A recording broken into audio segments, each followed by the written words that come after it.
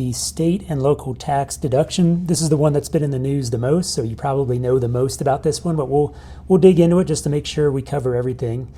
SALT deduction's bigger for just about everybody, right? It starts in 2025, so it's right now. So if you were one of the people who was smart and thought this might be coming and you pushed 2024 property tax into 2025, good on you, because you get to take advantage of this immediately in 2025. The numbers are, for married filing separate, it's $20,000 maximum deduction. Everybody else, single, married filing jointly, head of household, qualifying surviving spouse, it's $40,000. Interesting little marriage penalty in there, right? Because you would expect married couples generally to have more state and local tax, but it's $40,000 no matter what you are, joint or single. $20,000 for married filing separately. This all lasts from 2025 through 2029, and then in the year 2030, it's supposed to revert back to what it was, which was $10,000 max for everybody except married filing separate, where it was $5,000. Is that really going to happen? I don't know. It sure seems like they had pretty bipartisan support for increasing the cap this time around. So, but we'll see. 2030. The amounts are sort of indexed for inflation. I say sort of because the law itself names a specific inflation formula. Basically, it's 1%. It's 101% of the last year. So 2025, it's 40,000, right? 2026, it's going to be 40,400. That's a 1% increase. So it increases 1% every year. So you can enter whatever inflation assumption you want in Holistiplan. It's not going to use that. It's going to use this formula that's lined out in the bill. There are phase outs. So let's look at the phase outs real quick. All right, so first of all, let's just show the cap, right? So I have pulled up here the old Tax Cuts and Jobs Act, where I had $400,000 of AGI, and I have $50,000 that went to state and local tax. The amount that's actually deductible was $10,000. Now I'm going to change that to the current law. So the new law, now same $50,000, same AGI, but now $40,000 of that is deductible. Now let's look at the phase out. And a great way to look at phase outs is with the range calc functionality. So let me run that real quick. So range calc, I'm going to run for this example.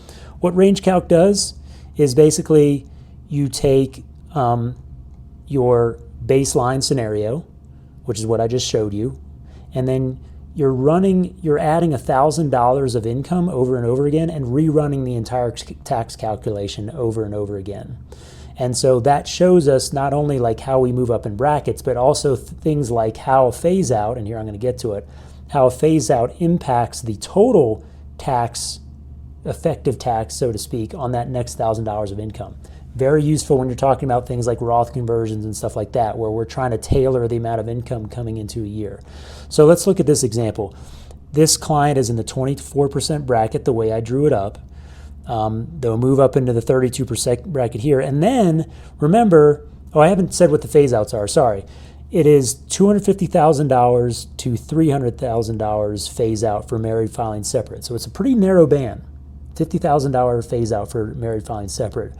For all other filers, married filing jointly, single, head of household, etc., it starts at $500,000 and ends at $600,000. Again, that's a pretty tight phase out range, and you see it on range calc. It's a pretty big contribution here to the total tax. So if I'm doing a Roth conversion here of more than $100,000, let's say I do a Roth conversion of $105,000 here. What this is saying is, yes, I'm in the 32% tax bracket, but because my SALT deduction is phasing out so quickly in this band, I'm effectively actually also paying another 9.6% to pay for that deduction phasing out. So my total cost, my total like marginal cost of that next $1,000 of income, 41.6%. Now you may be wondering, why is, if it's $100,000 width of the phase out, why is this start phasing out at 100,000, but then it finishes phasing out right at around 130,000? Why is that?